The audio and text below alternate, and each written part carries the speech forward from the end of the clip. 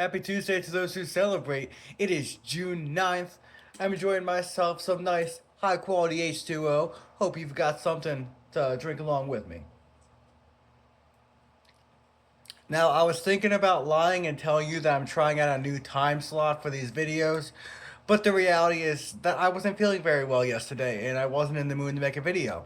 But I'm back today. Hopefully you enjoy this PM edition of Happy Tuesday. And also Happy Pride Month. It's still June. I'm gonna be saying Happy Pride Month all month long. Um, so cheers to everyone who came, but also cheers to a special cheers to all of those friends who celebrate Pride Month or are of the LGBTQ community. We love you here. I like to start with poems from like the thematically for the month. So I am gonna start with a poem, but don't worry, I've got some good stuff for you afterwards.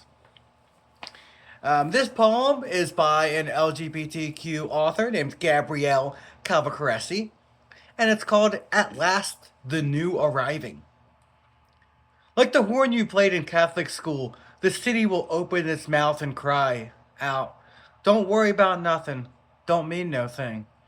It will leave you stunned as a fighter with his eyes swelled shut who's told he won the whole damn purse. It will feel better than any floor that's risen up to meet you. It will rise like Easter bread, golden and familiar, in your grandmother's hands. She'll come back, heaven having been too far from home to hold her. Oh, it will be beautiful. Every girl will ask you to dance, and the boys won't kill you for it. Shake your head. Dance until your bones clatter. What a prize you are. What a lucky sack of stars. Uh, I think it's a pretty beautiful poem myself. Um, Thinking about it in this context, I imagine it could be being read a um, to a woman who is coming out of the closet for the first time. Um, Feel free to interpret it a different way. I'm just an English teacher. That gives me no credibility over you. But I read that as a really beautiful message that how wonderful the world will be once this woman or girl comes out as maybe lesbian, maybe bisexual, and the world cheers her for it and accepts her for it. How amazing that will be! And just think that in the back of your head. Isn't that a world that you would want to live in where everyone feels that way? So let's try to make it. Let's try to make that world here. I'm gonna come back to the last line of that poem in a little bit, but I want to give you a little bit of good factual news. I know a lot of these videos are based around me, and because I know me, but I do want to give you a piece of like objective good news. Baltimore City is on pace to shatter the record for lowest homicides in a year. I mean, it's not even going to be close. We've had three single digit homicide months in the last 3 months. Guess how many times it happened before then? Zero since we started recording the stat. We've had three in a row, baby. So, and what's even cooler, I read an article and watched a video on one of the ways that's happening. Baltimore City has empowered communities by having community mediators, people from that community, like different neighborhoods, different blocks, be on the payroll for Baltimore City. So when there is a problem going on, sometimes instead of calling the cops, they call the mediators and they come out, people from their community that they trust, and they go, "Hey, what's going on here? Can we help you calm this down?" And they said a lot of the times, like the violence in Baltimore City and really anywhere is like young men getting really angry and overheated and mad about usually about a woman. Um, those things unfortunately sometimes end with violence or people getting hurt or killed. When really all you need is some bud to come up and like give you a little conversation and you can cool off. So whatever they're doing, that is certainly a part of it, but it is working. Homicides way down in Baltimore. That's great news, right? Um, and to bring it back to me a little bit, I know I don't want to make it all about me, But I'm at the end of the school year. I'm a teacher, and this is the part of the school year that's really tough to get through. Where like the patience is gone, the motivation is very low. The students are done, so you're getting all those lovely behaviors, and they don't want to do a damn thing. So it's a tough time of year.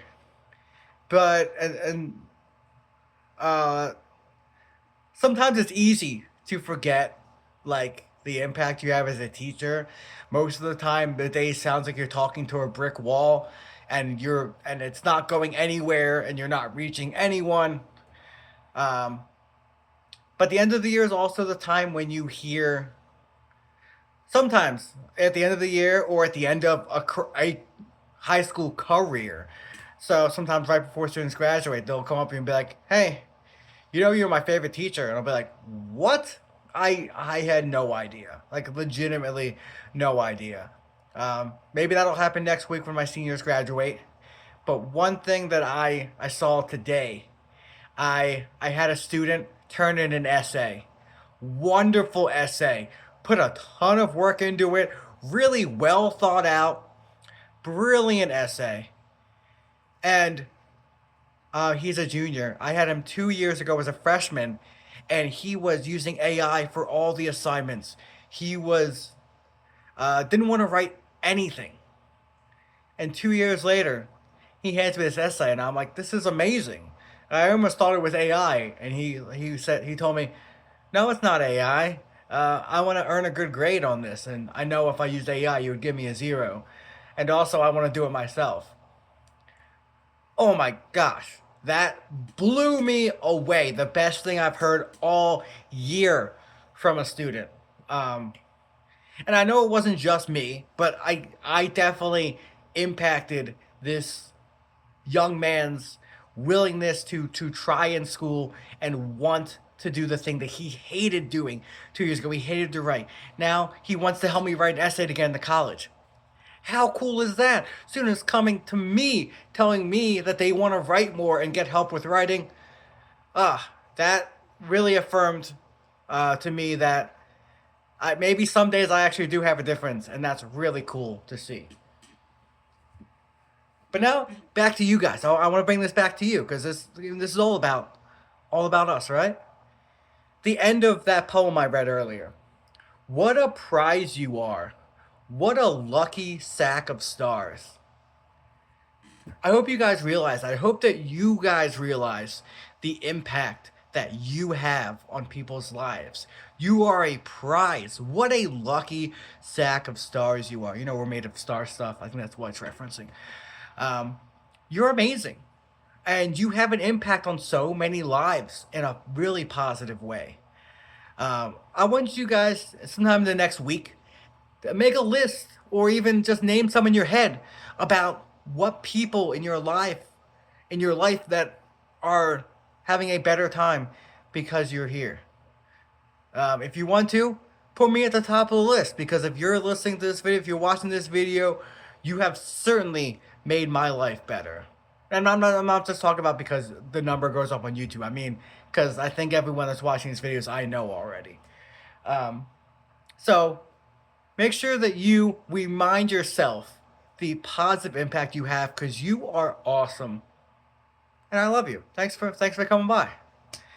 I think I'm gonna leave you on that high note. If you're looking for more positive content, check out Ryan George. He might be the funniest guy on the internet, and I think he's a pretty good dude. So there's some funny comedy comment. The poem and Ryan George's channel will be linked below. As always, have a great day. Bye, guys.